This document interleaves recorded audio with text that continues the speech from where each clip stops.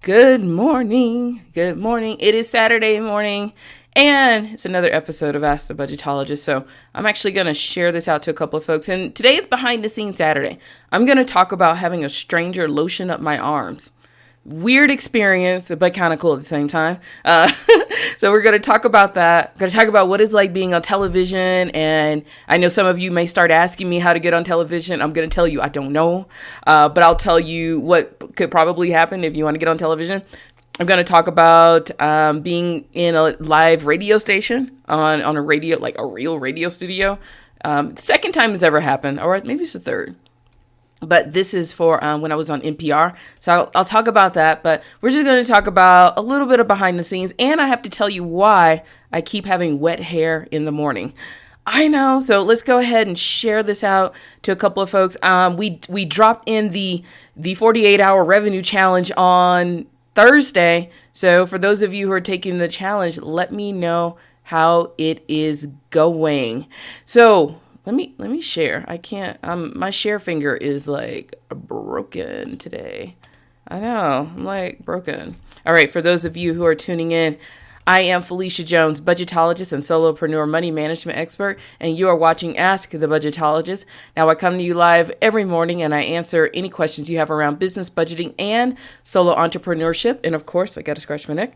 And of course, I give you tons of unsolicited financial advice because that's what I do. But on Saturdays here, we talk about money all during the week, but on Saturdays, I do a little bit of behind the scenes. One is to let you know I'm just a regular entrepreneur just like you, behind all the filters and all the cute makeup. Today is like a less makeup day, but I'm still out here just like you, trying to figure out how to move up, how to move sideways, and all those kinds of things. And just want to let you know that you are not the only one. You are not the only one going through this. I know a lot of people do a lot of pretty filters and a lot of great videos. Oh, but when you get them, when the cameras turn off. Hey, LaShawn, how are you doing? All right, so let's go ahead and jump into this. So if you haven't watched any of the shows, go watch some earlier this week. So what I do here is I talk about money for the solo business owner, and I talk about budgeting for the solo business owner, and especially my solo business owners that have to manage personal and business finances and grow a business and get sleep and eat and try to function and have cute hair. It's a lot to deal with. It is.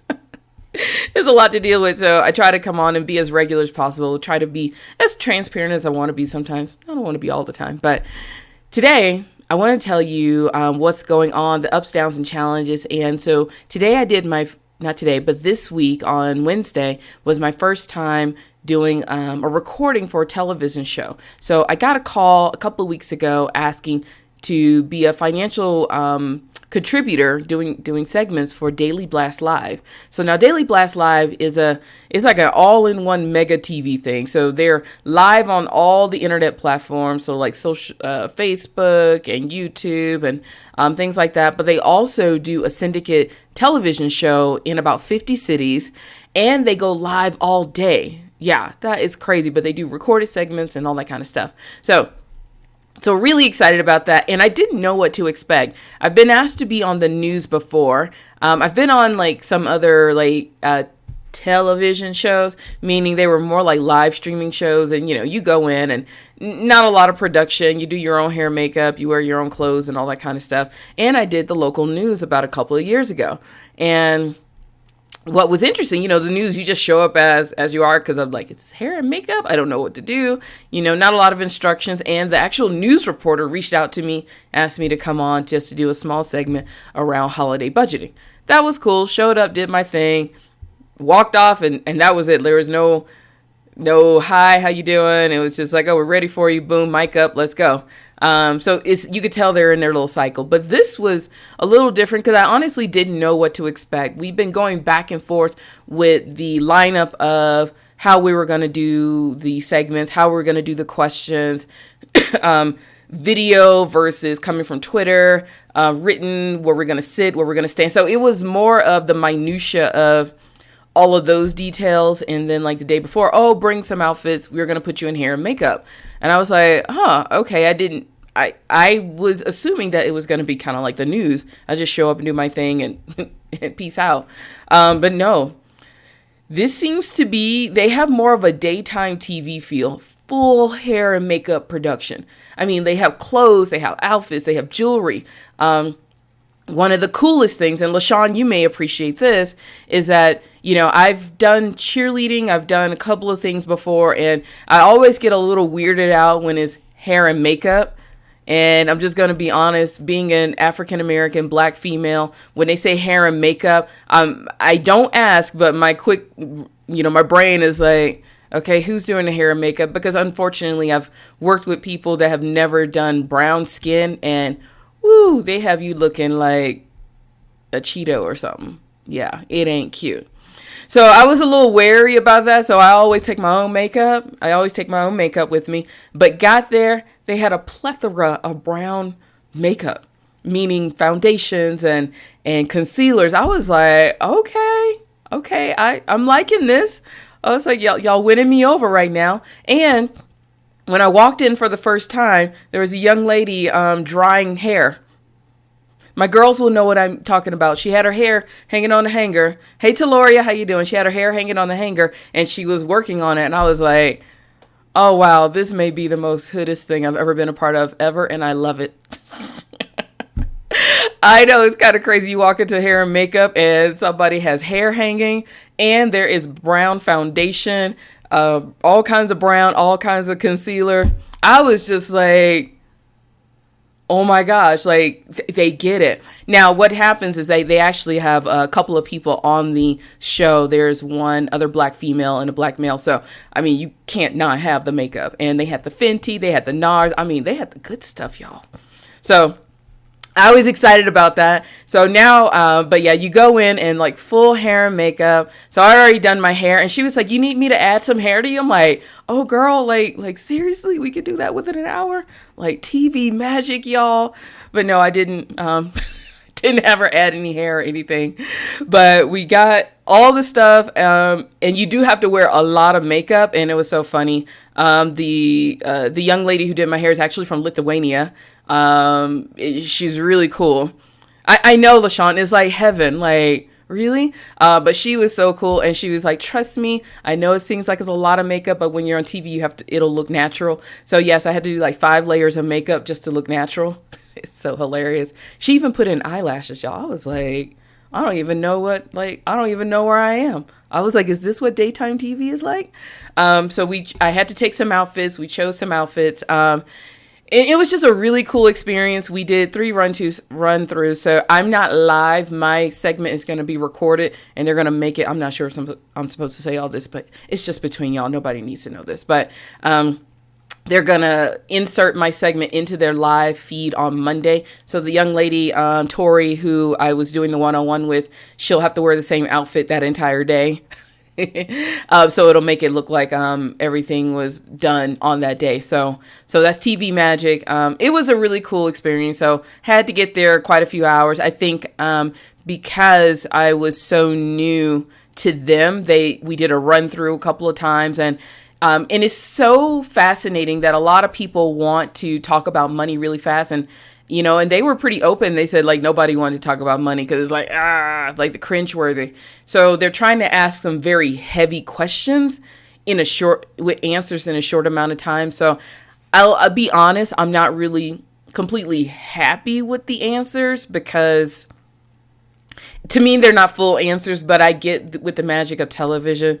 You got to do things quick, fast, and get straight to the point. So hopefully it goes over well. Some of my insecurities, it wasn't an insecurity, but I did have an insecurity that popped up because I saw me on camera. And I will say this, the camera is not forgiving if you have like an extra pound on you. It is not forgiving at all. So I kind of understand the pressure that some of these young ladies are in when it comes to trying to look good on camera all the time. But yeah, hopefully, hey to Loria, hopefully it looks okay. But cause I saw me on camera, I was like, whew, good Lord. But the other thing about that, you know, for anyone who's going through this stuff and you're worried about how you look, how you sound, you know what you are, you look the way you look, you're probably beautiful anyway. And, I've always, I read an article some years ago of this lady. I think she was like in her 50s, and she refused to wear like mini skirts when she was younger. And she didn't wear bikinis and swimsuits because she was just so ashamed of how she looked, or so insecure of how she looked. And then she said something clicked in her when she hit like 55. And she said, I wasted so many years not wearing the mini skirts when I could have worn, without being like judged harshly, because when you see an 80-year-old in a mini skirt, like, really, girl?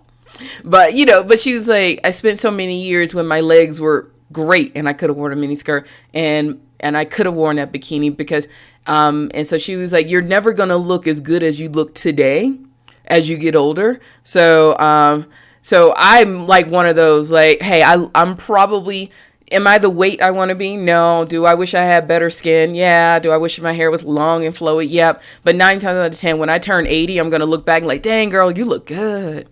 Because I do that now. Even when I was cheerleading, I was so concerned about weight and all that kind of stuff. And I look back now, I was like, your arms were so tiny. Like, how did we do that? And we didn't even try. So enjoy the way you look. So yeah, I probably do need to, I don't know. I'm not going to go on any harsh diets, but the TV was like, oh, camera. Like, you and I are not friends, camera.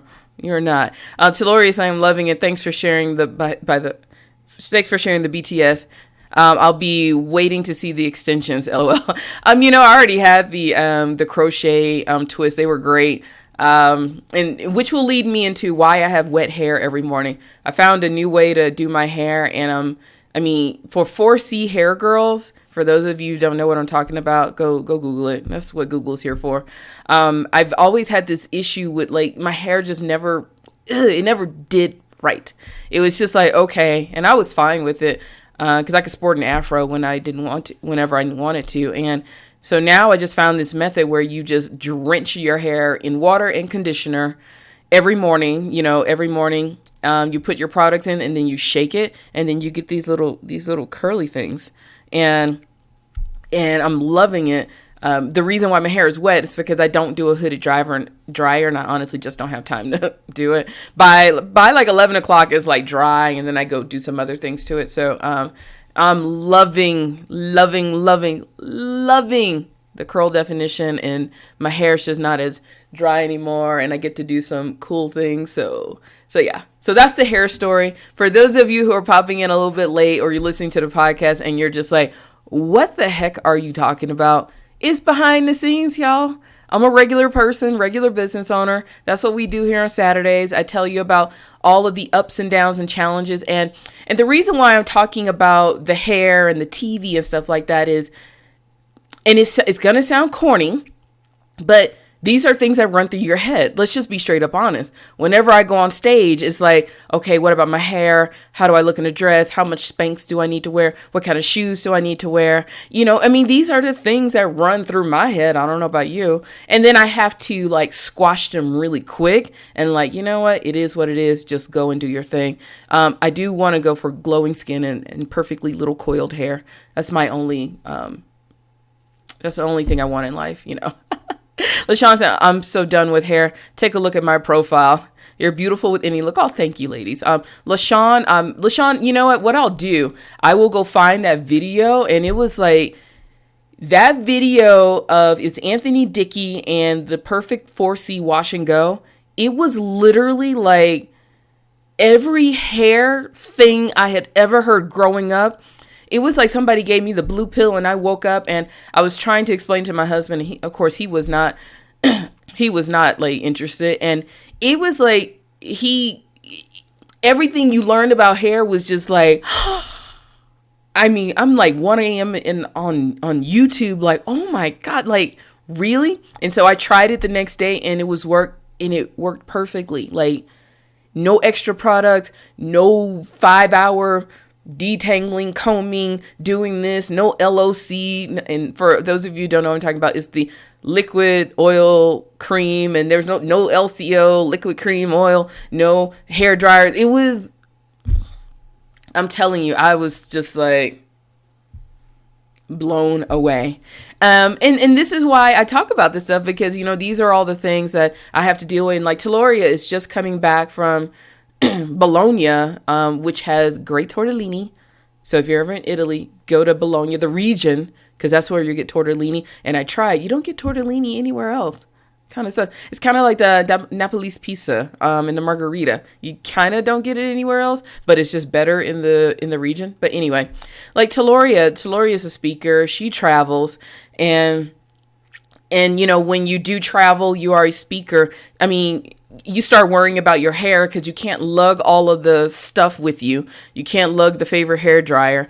I'm a carry-on girl, so I mean, all of my products got to be tiny, so I have to kind of figure out what's going to happen with the hair pretty quickly, or I need to take suitcases to take the products, and then sometimes you just don't have time for that.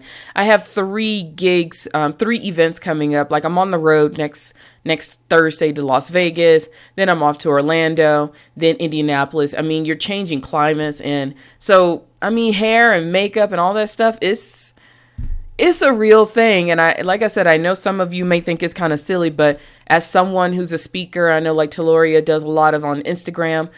These things run through your brain. And I don't know, Taloria, I'm just putting words in your brain, but some of these things quickly run through your brain of like, how am I going to do all this stuff?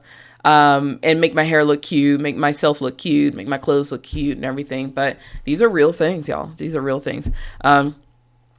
LaShawn says she shaved all of her hair off a year ago. I'm loving life. I actually did too. I actually had sister locks, for 9.5 years. I took them down, which was like, you know, if I could do it over, I would just cut them off. And then I went on a trip to Bhutan. I came back home and literally got my husband's razor and just did this. And I remember he walked into the bathroom. He was like, "What did you just do?" I was like, "I don't know." I just felt this urge to cut my hair. I don't know. I just felt this urge to cut it off. It was, I don't know if it's an energy thing. It was just like it needed to go. And it's been so much fun. And it's been fun trying these new things. But LaShawn, I'll send you that video. You should try that. So what else I was going to talk about? The lotioning of the arms. So here's the other cool thing with the TV. I've never really had anybody lotion my arms. I mean, maybe my husband, like with some sunblock. But you know, so I was looking for lotion because I couldn't find my shea butter. I drenched myself. We're talking about dry skin. I drenched myself in shea butter, mango butter, cocoa butter. I smell like I should be living on a tropical island. But they had some. And so I was like, I put some lotion on my legs because I found out that we were going to have a long shot. I wasn't going to be sitting. I was going to be standing. I was like, ooh, can't have ashy legs. And so she was like, you want me to lotion your arms? I was like, no, you don't have to do it. She's like, no, let me put lotion on your arms. So I'm just standing there. I'm like, there's this woman putting lotion on my arms. Like, okay. And then she was like, we got to have sheen. I mean, she had like a little technique and everything. I was like, TV people, TV, you know. Will TV be in my future? I probably not. Maybe for little things like this, but no, this girl right here is not going to be the next Oprah. I mean, if somebody came with $1 million, I mean, I'll do it. But TV is not like a really big goal, like permanent TV. But it's a fun experience. If that is something you want to do, it's actually not as hard as you think it is. A lot of it, especially for local news and to get these segments, you got to just reach out to them. You'd be surprised. It's not really an agent thing. I mean, some agents can help you, but just reach out to your local news and come with something that they want to hear. And then you kind of have to just keep pitching them to keep coming back. And if you get a lot of feedback from everybody, then you kind of open yourself up to negotiating for maybe a segment, weekly segment or something like that. So if that's something you want to do, just, you know, I mean, grow some ovaries and go and ask for it. You'd be surprised. Also, hang out with other TV production people. I don't know where they go in the evening, but, you know, you got to start getting into those worlds if that's what you want to do. All right. Telling the truth, even with locks, the struggle is real. Yes. You know, Taloria, the thing with my locks, I had locks for 9.5 years and they didn't grow. I honestly think I just didn't. I was given bad information on how to take care of them. I was told never to use like conditioner, never to use like conditioning shampoo. So I always used clarifying shampoo. I think it just dried it out so much that my locks just didn't do well. And also I was going through a lot of stress back then. And I could see even on my locks, like when they got thin and then when they got thick, like, yeah. So I failed at locks. I mean, literally my mom had locks within 3 years. They were down her back. Mine never grew from here. And I think, and it wasn't like it wasn't growing, of course, because I always went every 4 to 6 weeks to get them retouched. But I honestly think there was just something in the care, in the stress, and keeping up with all of that stuff. Hey, Heather, how you doing? So, Heather, we're just gabbing, typical Saturday. We talked about someone putting lotion on my arms, makeup. I went into a makeup studio, and they had brown makeup, which is, like, amazing, because I usually get scared when somebody says they have a makeup artist. And then you have makeup artists that have never seen brown skin before, and you end up with blue eyeshadow, blue and orange eyeshadow. That has happened before. That has happened before, and I can see it in their eyes that they don't know what they're doing, and it's like, oh gosh. So I learned from my friend Janelle a long time ago when we were dancing, like, you take your own stuff and do your own makeup. So that was kind of fun. We were talking about hair and locks and why I have wet hair every morning because I'm trying out some new products. So yeah, it's crazy. Yeah, Otalori's saying, while I didn't know the locks show the journey, stress and all, but it's great to have the versatility. Yeah, Taloria, I had sister locks for 9.5 years and I cut them off maybe about 2 years ago. So I loved them. They were like the best, but it's like I wish I had known then what I know now about taking care of my hair. And it just didn't do well. But they look good when they were there. They look good, but they just didn't grow very long. So who knows, treatment and all that kind of stuff. So what else? I was going to tell you about the radio studio. Now, here's the other thing. I wasn't very nervous for TV. For whatever reason, TV doesn't stress me out because everybody kept asking me, are you nervous? Are you nervous? You don't seem nervous. I think they started freaking out because I wasn't freaking out. They were like, are you nervous? I'm like, I'm fine. I did get a little, it took by the second and third take, I had to warm up because there's a lot.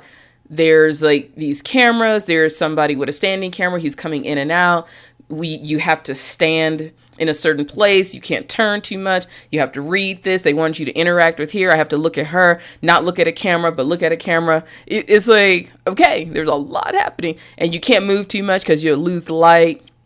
Hey, Ann, how you doing? So by the third take, it was a little bit better. And the takes went really quick. It wasn't, they just wanted to add in some interaction and, because we try to keep it short and then they're going to like cut it up later. So I wasn't nervous about television. For whatever reason, TV doesn't bother me. Going live doesn't make me nervous. I'm actually better going live. The recording is it freaks me out a little bit because I gotta give kudos for all my actors out there, because when you have to cut and then do the same thing over again, it takes a little bit to get that energy again, to try to say the same thing again, to try to do the same motions again. So that was the only thing that was a little weird about the recording. Live to me is like you get one shot, don't screw it up. With the second and third, it's just like, especially when they say, do that again. It was like, I don't even know what the heck I did.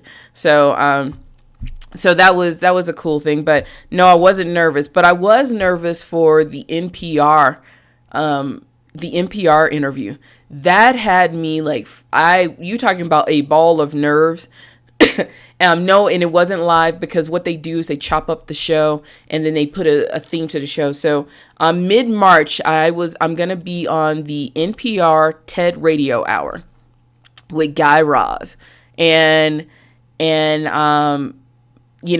I'll just be honest, I never heard the show before. I listened to a lot of NPR, but I don't know the personalities. I know the voices. And so when I heard his voice, I'm like, okay, I've heard him before, because we listened to a lot of NPR in Kansas on road trips. And so what I did, I started listening to some of the TED Radio Hour shows just to kind of get a feel for what the show was going to be.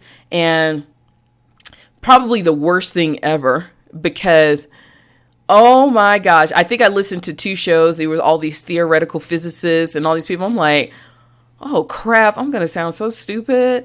Like, I just want girls to be great at math, It's like, So when we got out there, so I'm just all nervous, and he gets on there, and of course the producers, it's like this whole thing. You go into this radio booth by yourself.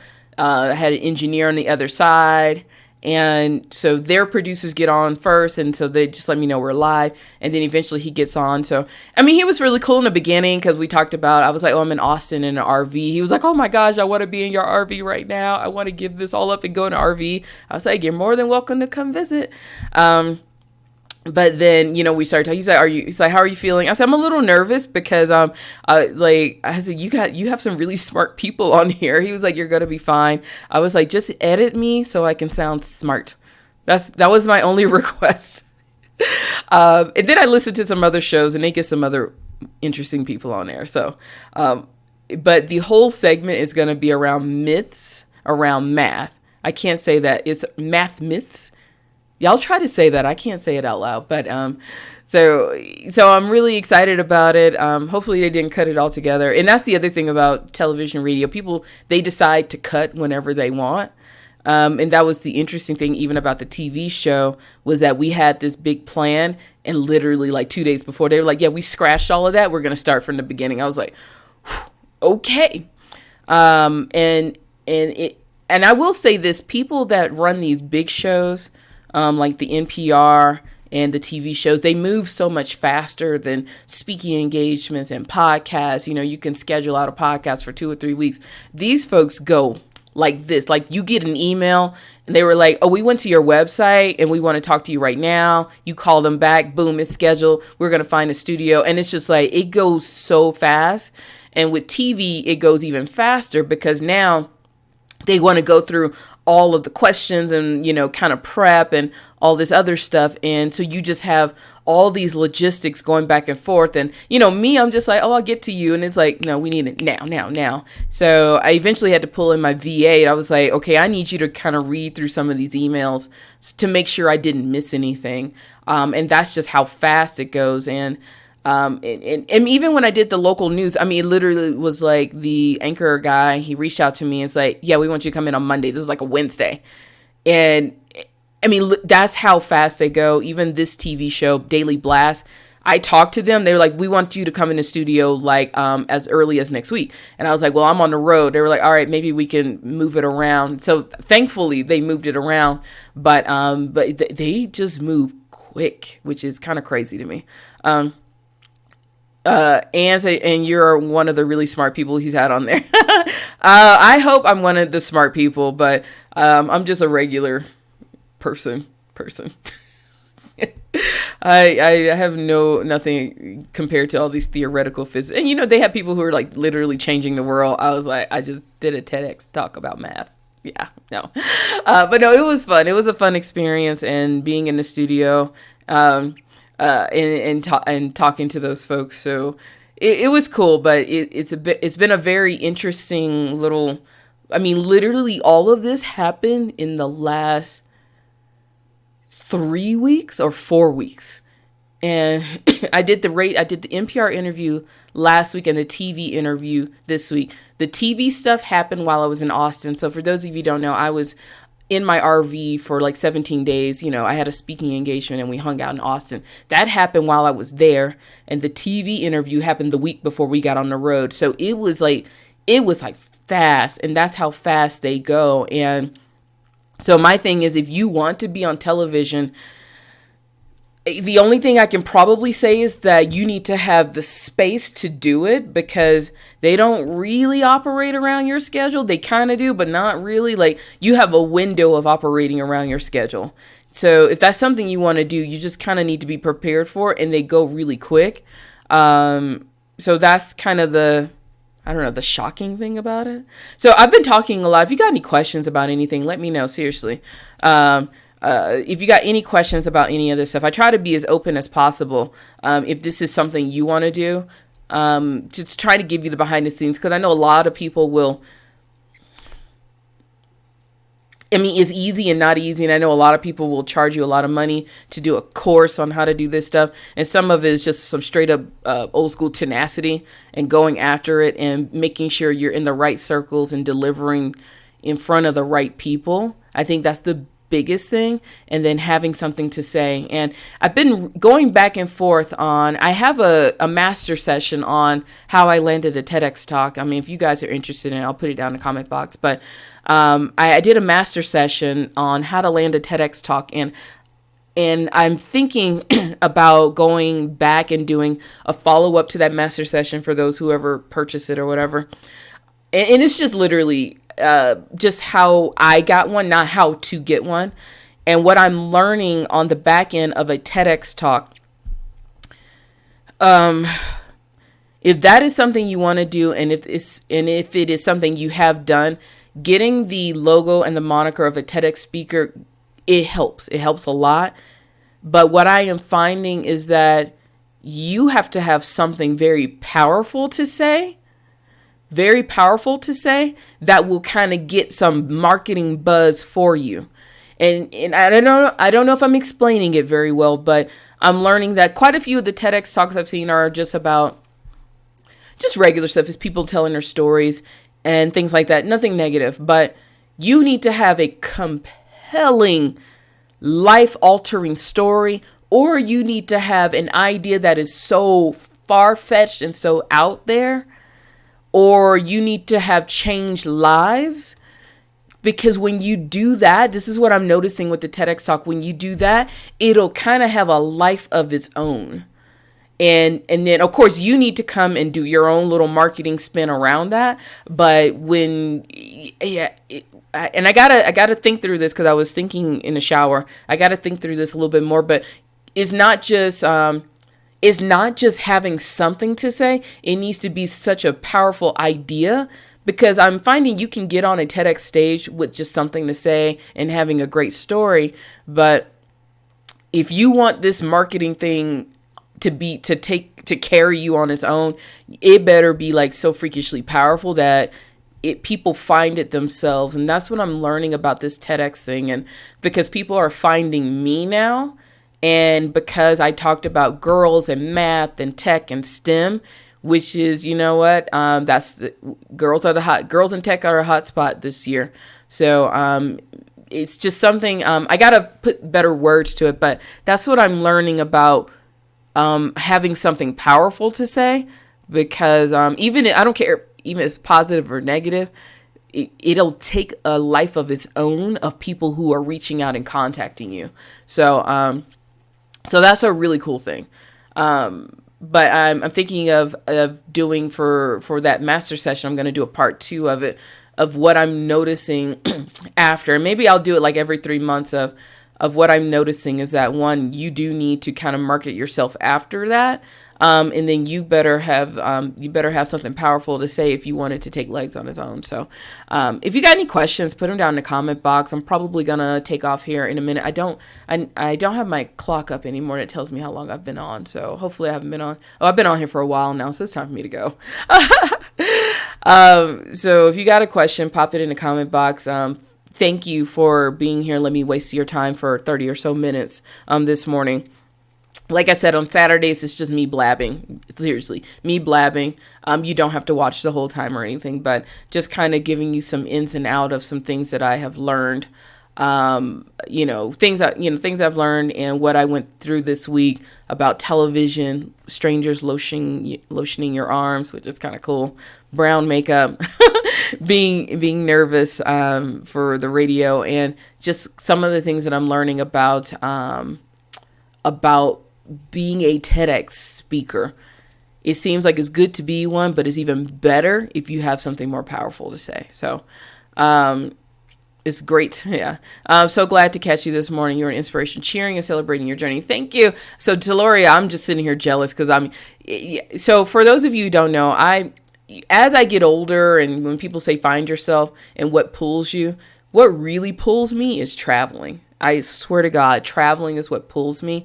All the TV stuff, this is like so great. So when I see Teloria's pictures in Bologna, it's like, oh, I want to be there. That's where I want to be. So yeah, so thanks for making me jealous. So thank you. It was great. I like sitting in the living room chatting with a girlfriend. Yes, it is like chatting. So I hope this is fun for you. And hopefully I didn't waste too much of your time. It snowed here last night. I have wet hair, and we're ordering a pizza and cleaning. Yay! Yay. That's my day today. So take care. Have an amazing Saturday. Tomorrow we're going to talk about personal finances and some things. I'm actually going to do some follow-up to some of the questions we talked about on the Daily Blast. So as soon as I think it goes live around noon tomorrow, I'm actually going to pop on and talk about some of the questions we did and do a little bit of follow-up. So I think that'll be very useful. So I can at least feel better not giving half answers. So take care. Happy budgeting. I'll see you bright and early tomorrow. Bye.